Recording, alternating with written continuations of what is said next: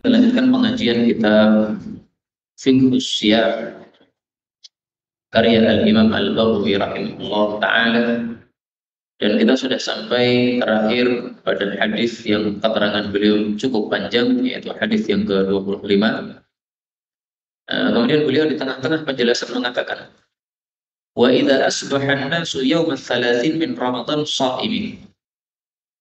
Apabila besok tanggal 30 Ramadan kita masih puasa, seandainya fasyahida rajulani ala ru'yatil hilal bil amsi. Lalu tiba-tiba ada dua orang saksi mengatakan kami kemarin melihat hilal tanggal 29 Ramadan. Bagaimana? Beliau mengatakan ya'muruhumul imam bil fitr. Maka pemerintah menyuruh kaum muslimin untuk berbuka pada tanggal 30 Ramadan tadi. Karena ternyata sudah muncul hilal pada tanggal 29. Tapi syaratnya harus dua orang saksi. Kalau satu saksi tidak cukup. Berbeda dengan masuk Ramadan. Masuk Ramadan cukup satu orang saksi melihat hilal. Tapi keluar dari Ramadan wajib dua orang saksi. Dan harus laki-laki dan harus muslim. Maka kalau saksinya perempuan, ibu-ibu, tidak cukup. Atau saksinya dua orang tapi semuanya fasik, suka minum minuman keras misalnya, atau orang yang tidak sholat 5 waktu. Nah, ini tidak diterima persaksiannya karena fasik dia. Fa'idha kana qabla zawal, kalau persaksian orang itu adalah sebelum tergelincir matahari alias sebelum zuhur, shalla bihim salat al-'ain, maka saat itu juga kita melakukan sholat 'ain. Jadi sholatnya jam 11, nggak ada masalah karena informasinya terlambat. Jam 11 tiba-tiba ada orang memberitahu, loh kami kemarin sudah melihat hilal.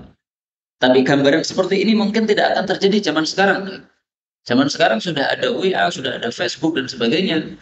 Pasti kalau sore ini sudah ada yang melihat hilal, pasti berita sudah tersebar ke mana-mana. Tapi seandainya betul-betul penyebaran informasinya terlambat. Tanggal 30 Ramadan baru kita diberitahu kemarin ada yang melihat hilal. Nah, maka tanggal 30 tadi langsung kita batalkan puasa kita, langsung kita sholat Id. Itu kalau informasinya sebelum itu.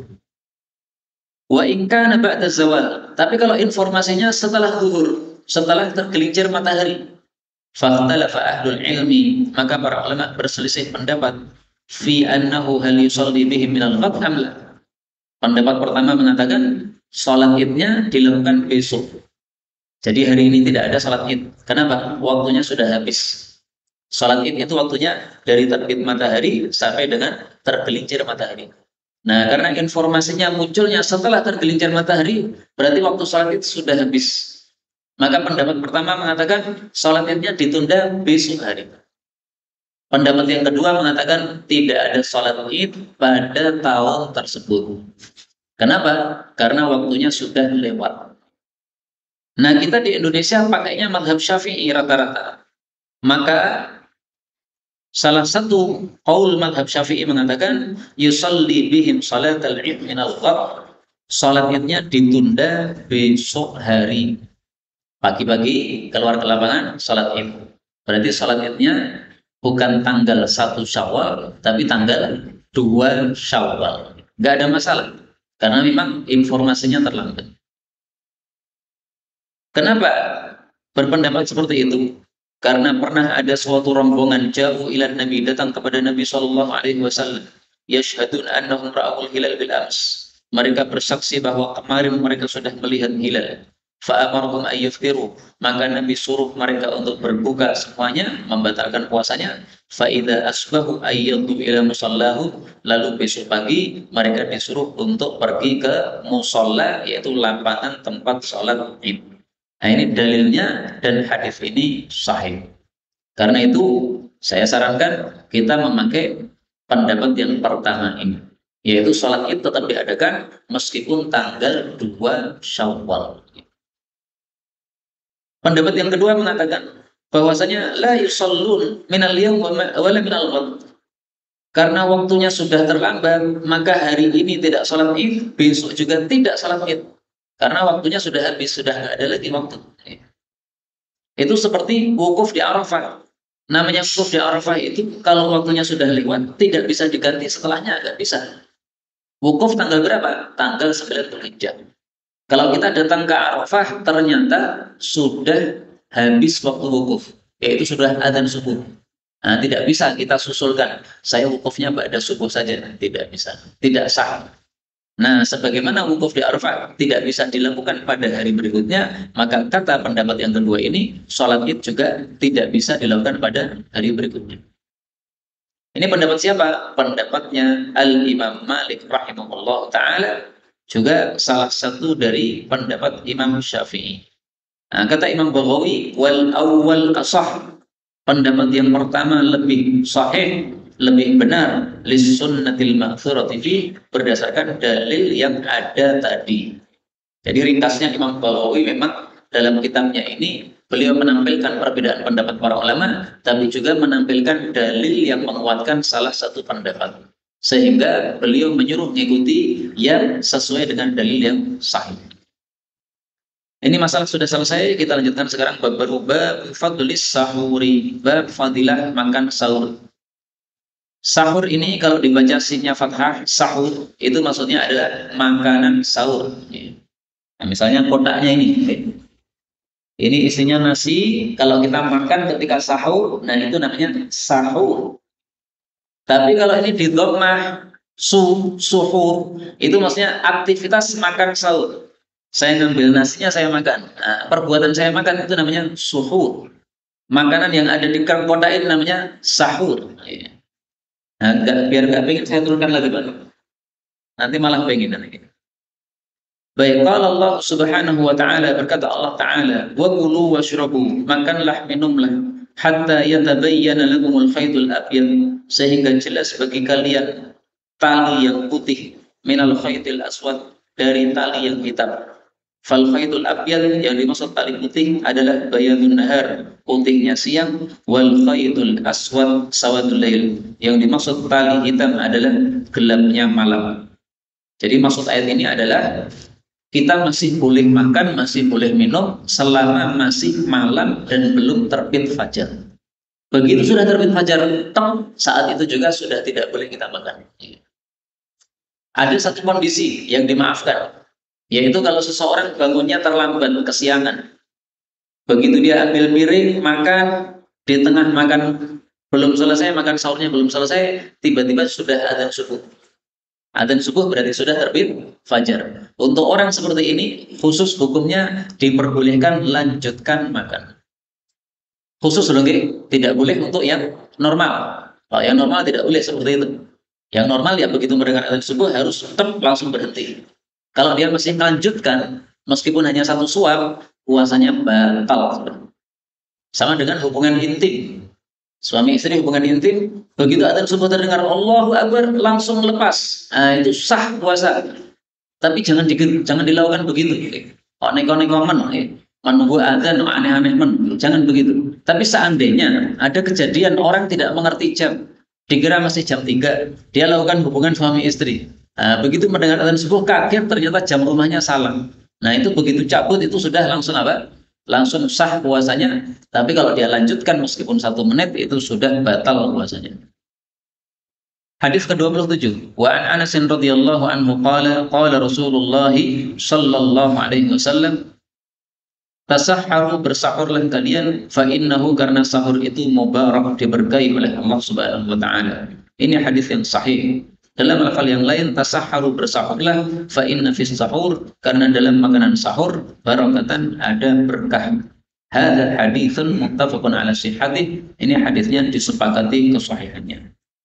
Hadis ini mengandung 2 masalah. Masalah pertama, perintah sahur, tasahharu. Perintah ini hukumnya tidak wajib tetapi hanya sunnah.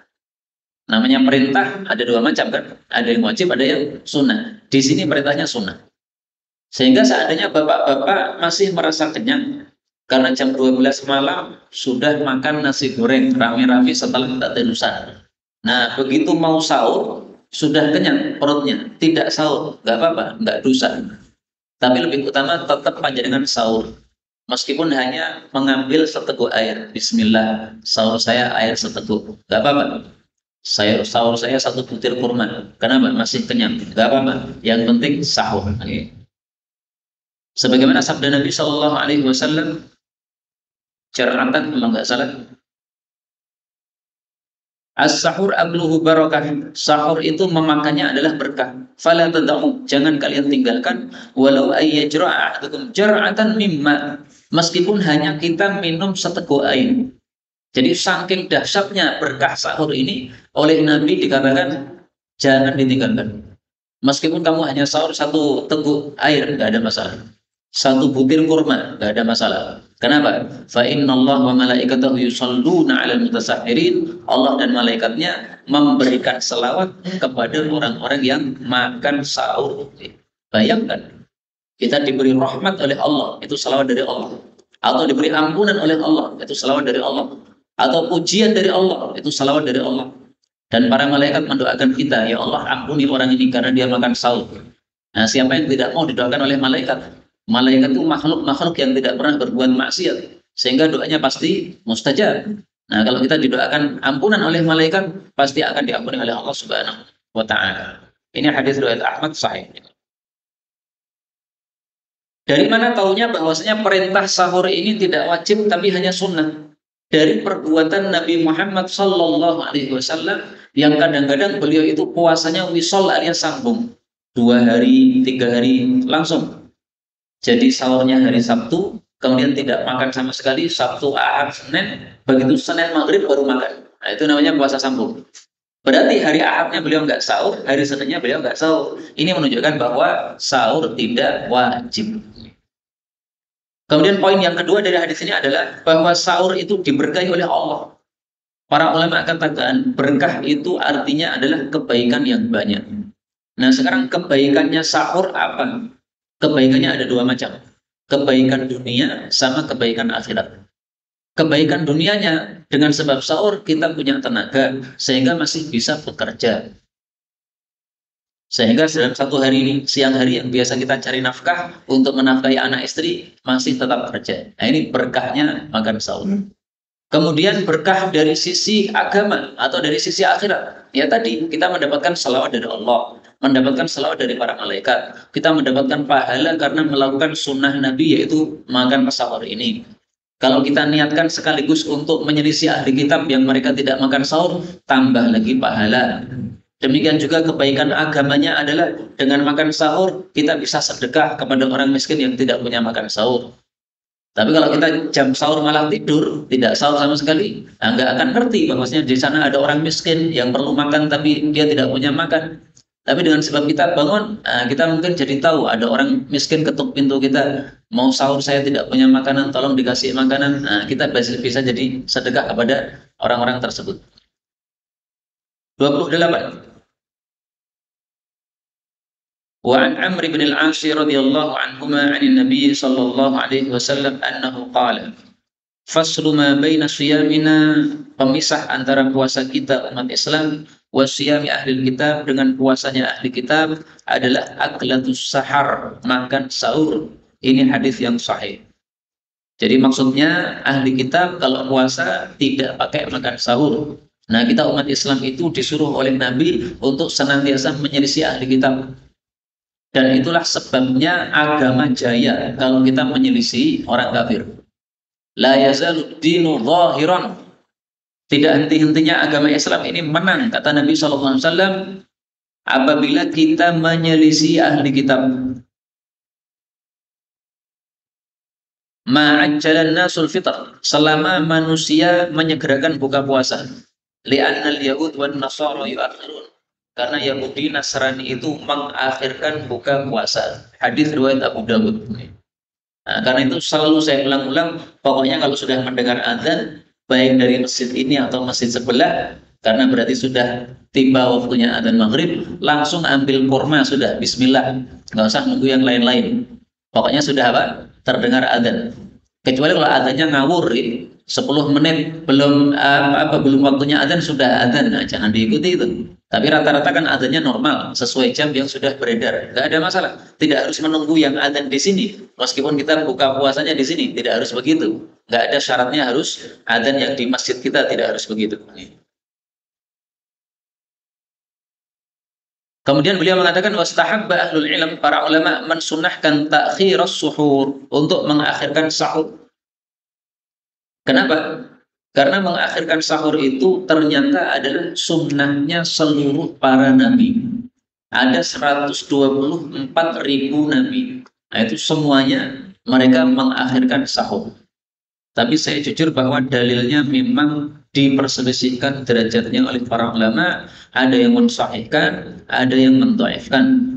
Syekh Albani termasuk yang mensahihkan hadis yang mengatakan inna ma'syaral anbiya, kami seluruh para nabi 124.000 nabi, umirna an nu'ajjila iftarana, disuruh Allah untuk menyegerakan buka puasa, wa nu'akhir suhurana, mengakhirkan sahur, wa nadha'a aymanana ala syama'ilina fi shalah, juga disuruh meletakkan telapak tangan di atas telapak tangan kiri pada saat salat. Allahu akbar. Begini. Telapak tangan kanan memegang bagian pergelangan telapak tangan kiri. Nah, sehingga yang terpegang 3. Telapak tangannya terpegang, pergelangannya terpegang, hastanya terpegang. Nah, begini. Sebagaimana disebutkan dalam hadis yang lain. Kemudian hadis yang ke-29 ini dalil mengakhirkan sahur. Zaid bin Thabit mengatakan tasahharna ma'a Rasulillah sallallahu alaihi wasallam, kami sahur bersama Nabi. Tsumma qumna ila shalah, kemudian kami berdiri untuk salat. Qultu kam kana qadru ma bainahuma, berapa kadar antara sahur sampai salat tadi? Qala 50 ayat, sekitar membaca 50 ayat. Inilah yang dimaksud mengakhirkan sahur. Jadi selesai sahur, kira kita dengan adzan itu masih berjarak, kita bisa baca Al-Quran 50 ayat. 50 ayat ini maksudnya ayat yang normal, yang tidak terlalu panjang, juga tidak terlalu pendek. Jadi ngitungnya jangan surat Qul-Hu yang pendek-pendek itu. Juga jangan surat Al-Baqarah ayat Dain yang 1 halaman isinya 1 ayat tok. Jangan itu. Ya yang normal saja lah. Nah, maka para ulama katakan 50 ayat itu normalnya kalau dibaca ya 10 menitan. Maka inilah dasarnya orang-orang yang meneriakkan imsak pada waktu 10 menit sebelum adzan subuh. Tujuannya apa? Supaya segera berhenti dari makan sahur, persiapan untuk subuh. Karena kalau tidak diingatkan, nanti orang-orang berleha-leha makan terus, buka kacang terus. Padahal yang namanya kacang kan harus minum. Nah, kalau dia asik makan kacang, nggak melihat jam, akhirnya langsung adzan subuh, kaget, nggak sempat minum, malah susah. Nah, itu fungsinya imsak itu seperti itu, untuk mengingatkan saja. Tapi sebagian orang salah paham, dikira kalau sudah imsak sudah tidak boleh makan, itu salah. Tidak boleh makan itu kalau sudah terbit fajar. Maka imsak itu hanya sekedar pemberitahuan. Ditahan, makanya imsak itu kan artinya ditahan. Ditahan kenapa? Sudah menjelang subuh. Karena itu kalau imsak dipahami tidak boleh makan, yaitu jelas salah. Itu tidak sesuai dengan ajaran Rasulullah sallallahu alaihi wasallam. Makanya saya masih ingat dulu ketika masih kecil, bapak saya kalau mendengar imsak itu beliau mengatakan imbuh. Maksudnya nyindir bahwasanya imsak tidak boleh makan itu salah. Bukan berarti mari imbuh lagi, bukan begitu. Tapi maksudnya apa? Menyindir saja. Kemudian dari hadis ini kita ambil pelajaran bahwa para ulama salaf itu mereka sangat sering membaca Quran. Sehingga untuk mengetahui jarak-jarak suatu waktu itu dengan memperkirakan bacaan Quran. Jaraknya berapa? 50 ayat. Ini kalau orang tidak terbiasa baca Quran, tidak mungkin bisa menjawab seperti ini, Pak. Maka ini yang lebih penting untuk kita adalah mari kita tiru para ulama salaf. Mereka biasa hari-hari waktu-waktu longgar digunakan untuk baca Quran. Tidak seperti orang zaman sekarang, hari-hari waktu longgar digunakan untuk buka WA. Maka dulu pernah saya posting itu, jangan buka WA sebelum baca 1 juz. Kalau mau menghubungi saya, baca dulu 1 juz. Kalau sudah baca 1 juz, silahkan japri WA saya. Tapi kalau belum, tidak boleh hubungi. Itu dulu pernah saya tulis begitu. Tapi kayaknya pada keberatan. Wah WA sih, 1 juz sih. Tapi intinya gini, untuk bulan Ramadan ini karena bulan istimewa, mari kita gunakan bulan Ramadan sebaik-baiknya. Minimal masing-masing kita ini yang hadir ini, minimal 1 bulan Ramadan khatam 1 kali membaca Al-Quran. Apakah mungkin seperti itu? Sangat mungkin. Karena Quran itu hanya 30 juz. Dan Ramadan ini kita dikasih oleh Allah 30 hari. Berarti satu hari kita baca satu juz saja. Satu juz isinya 10 lembar. Berarti kita bisa bagi ba'da subuh misalnya 2 lembar, ba'da zuhur 2 lembar, ba'da asar 2 lembar, ba'da maghrib 2 lembar, ba'da isya atau ba'da tarawih 2 lembar. Pas sudah selesai. Ini minimal, okay? Minimal. Adapun yang sudah lancar-lancar ya jangan satu juz. Yang sudah lancar seperti saya kalau cuma khatam satu kali dalam 1 bulan Ramadan, kalau hanya baca satu juz saja sehari ini aib. Untuk orang-orang seperti saya, Pak, aib. Kenapa? Oh, sudah lancar baca Qur'annya kok cuma satu kali. Ya ditarget yang lebih bagus. Kalau bisa seperti Imam Syafi'i, monggo. Tapi kalau saya nggak mampu. Imam Syafi'i katamnya 60 kali selama Ramadan. Siang hari 12 jam katam satu kali, malam hari 12 jam katam satu kali. Berarti sehari semalam katam 2 kali. Itu pernah mau saya coba, ternyata satu hari tok gagal. Sehingga habis itu SKOS rasa nantang Imam Syafi'i wis. Makomnya udah levelnya udah beda. Kita makomnya segitu lah. Paling banter ya baca sehari 5 juz, 10 juz itu udah matanya udah lelahnya bukan main. Karena memantengi tulisan itu ya. Nah, itu lelah matanya. Mulutnya mungkin nggak lelah, tapi matanya yang lelah. Atau matanya nggak lelah tapi mulutnya yang lelah, sudah gerok suaranya. Jadi kita memang lemah begitu, tidak bisa seperti para ulama salaf dulu.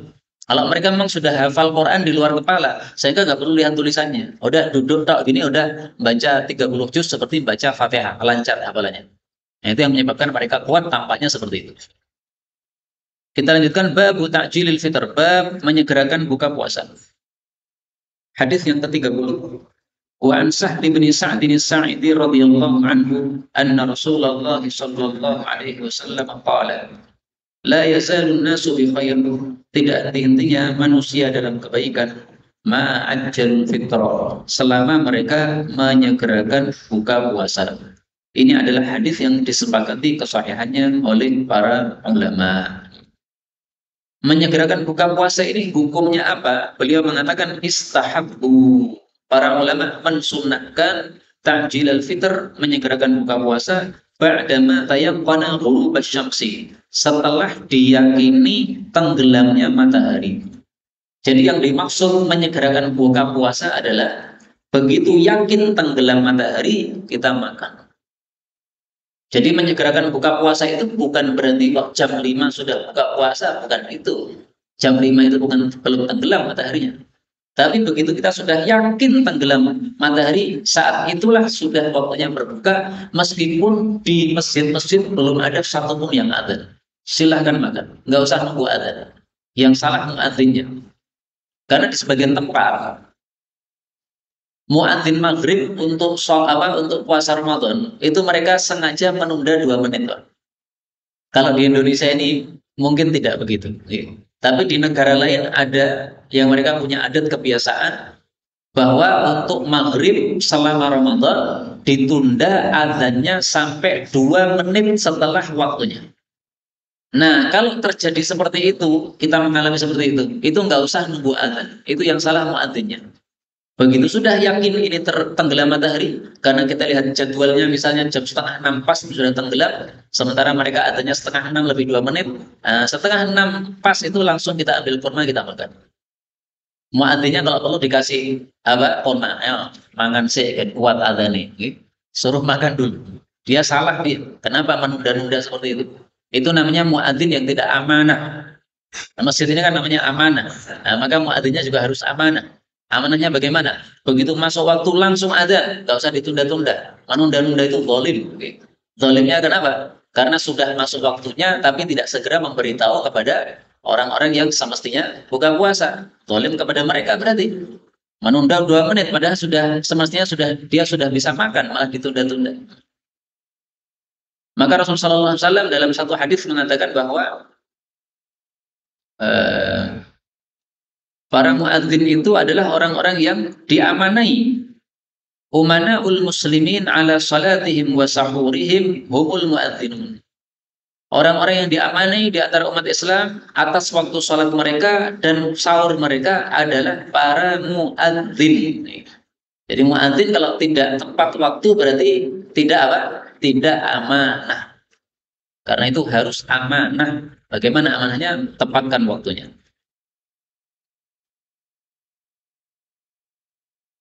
Hadis 31. An Abi Atiyata qala, dakhaltu ana wa Masrukun, saya dan Masruk masuk ala Aisyah kepada Aisyah. Faqulna, maka kami mengatakan, ya ummul mukminin, wahai ibunya kaum mukminin, rajulani min ashabi Muhammad sallallahu alaihi wasallam. Ada dua orang sahabat Nabi. Ahaduhuma yu'ajjilul iftar wa yu'ajjilus shalah. Salah satunya menyegerakan buka puasa plus menyegerakan sholat maghrib. Wal akhar yu'akhirul iftar wa yu'akhirus shalah. Tapi salah satunya mengakhirkan buka puasa plus mengakhirkan sholat maghrib. Qalat, maka Aisyah mengatakan, ayyahuma yu'ajjilul iftar wa yu'ajjilus shalah. Siapa dari keduanya yang menyegerakan buka puasa dan menyegerakan sholat maghrib? Qulna, kami jawab, Abdullah ibnu Mas'udin radhiyallahu anhu. Qalat, maka Aisyah pun mengatakan, hakadha sana'a Rasulullah sallallahu alaihi wasallam. Seperti itulah yang dilakukan oleh Rasul sallallahu alaihi wasallam. Wal akhar Abu Musa. Adapun orang yang mengakhirkan buka puasa tadi adalah sahabat Nabi namanya Abu Musa Al-Asy'ari. Ini hadis yang sahih. Hanya hadis ini menunjukkan dua hal. Yang pertama, bahwasanya mengakhirkan buka puasa itu adalah sunnah, tidak wajib.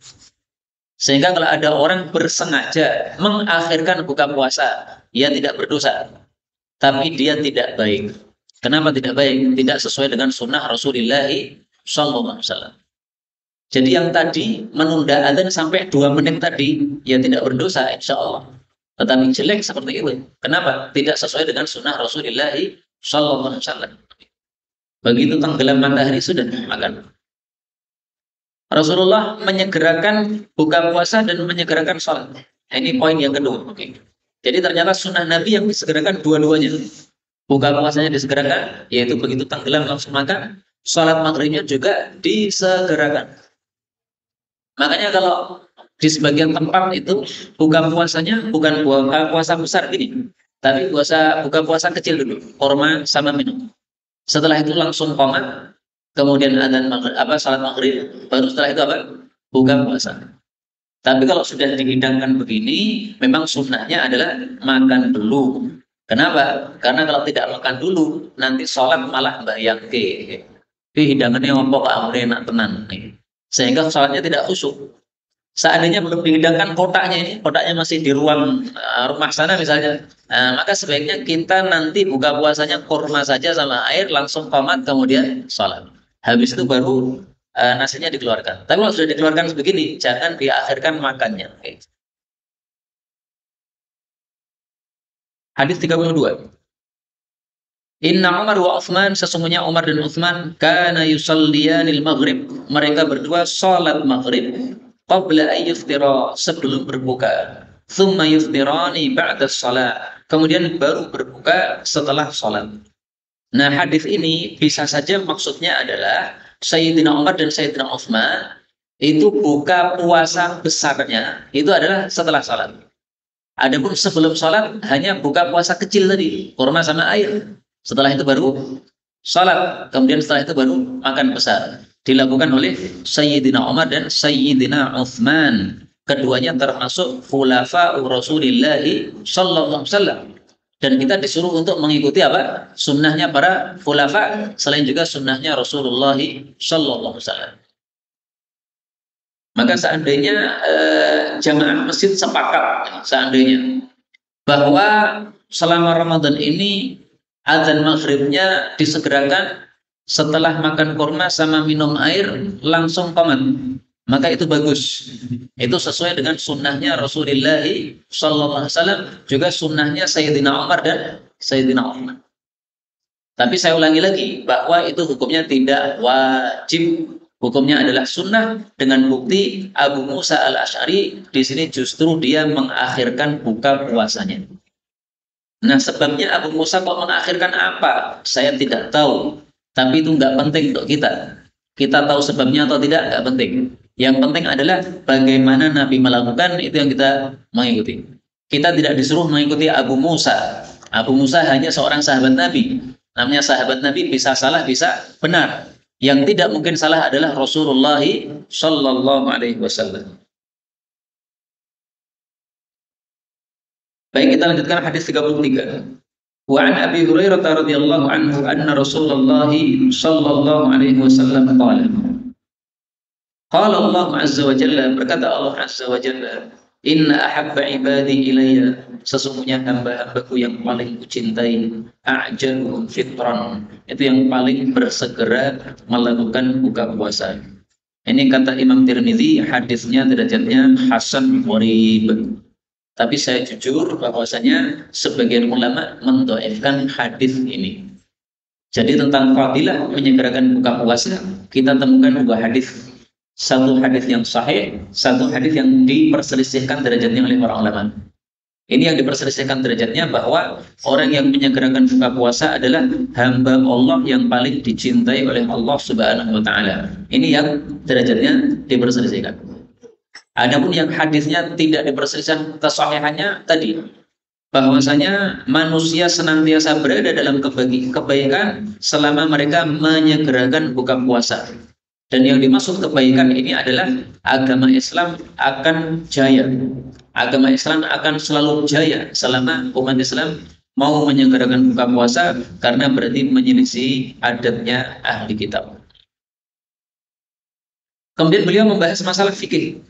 Nah, ini penting untuk kita.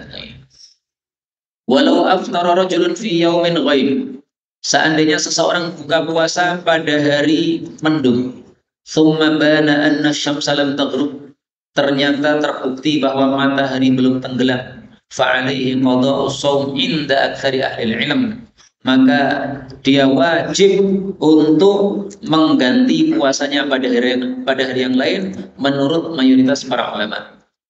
Tapi pendapat Imam Ishaq bin Rahuyah, la qada'a alaih, tidak ada kewajiban untuk mengganti puasanya.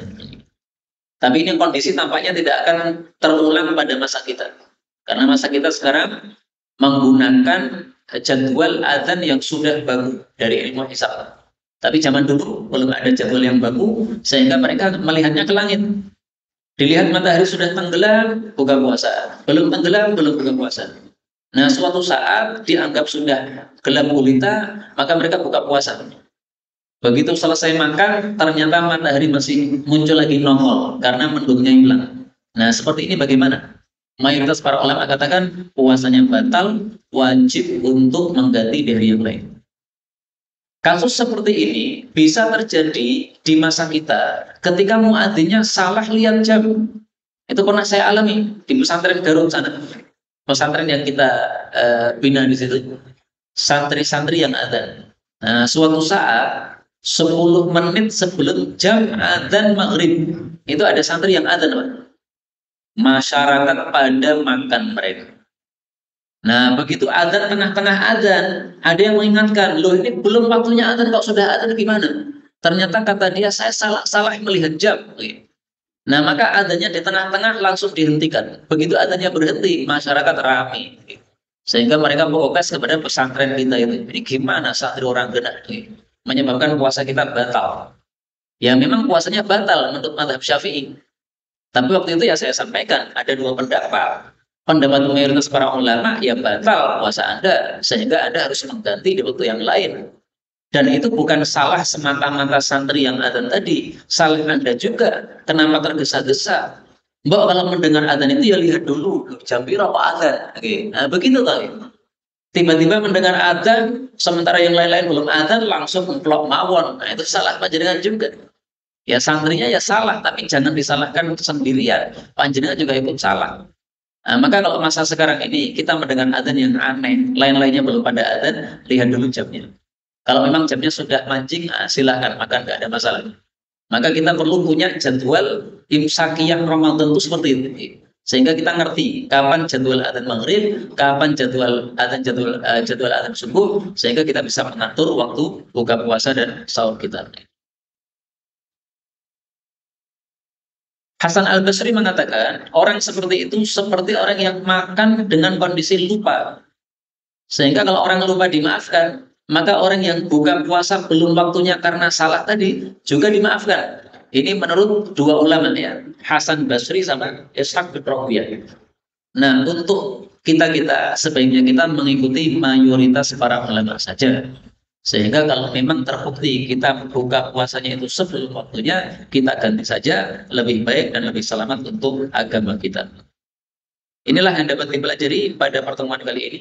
Insya Allah pada waktu yang lain kita lanjutkan hadis yang ke-34 dan seterusnya. Sisa waktu ini adalah waktu yang mustajab untuk kita berdoa kepada Allah Subhanahu wa taala. Maka saya akan berdoa agak lama insyaallah taala, kita khusyuk dalam berdoa supaya dikabulkan oleh Allah Subhanahu wa taala. Allahumma shalli wa sallim wa barik ala Muhammad wa ala ali Muhammad. Allahumma aqsim lana min khasyatika ma tahulu bainana wa baina ma'siyatik, wa min ta'atika ma tuballighuna bihi jannatak, wa min al-yaqini ma tuhawwinu bihi alaina masa'ib ad-dunya. اللهم متعنا بأسماعنا وأبصارنا وقواتنا ما أحييتنا واجعله الوارث منا واجعل ثأرنا على من ظلمنا وانصرنا على من عادانا ولا تجعل مصيبتنا في ديننا ولا تجعل الدنيا أكبر همنا ولا مبلغ علمنا ولا تسلط علينا من لا يرحمنا. اللهم اغفر للمؤمنين والمؤمنات أجمعين. ربنا آتنا في الدنيا حسنة وفي الآخرة حسنة وقنا عذاب النار. اللهم انصر من نصر الدين واخذل من خذل المسلمين وانصر المستضعفين من المؤمنين وارحم المظلومين من المؤمنين وارحم المظلومين المسجونين من علماء المسلمين. اللهم ارحمنا يا أرحم الراحمين. اللهم ارحمنا يا أرحم الراحمين. اللهم ارحمنا يا أرحم الراحمين. اللهم إنك عفو تحب العفو فاعف عنا. اللهم إنك عفو تحب العفو فاعف عنا. اللهم إنك عفو تحب العفو فاعف عنا. اللهم إنا نسألك الجنة. اللهم إنا نسألك الجنة. اللهم إنا نسألك الجنة ونعوذ بك من النار ونعوذ بك من النار ونعوذ بك من النار. وصلى الله وسلم وبارك على النبي محمد والحمد لله رب العالمين.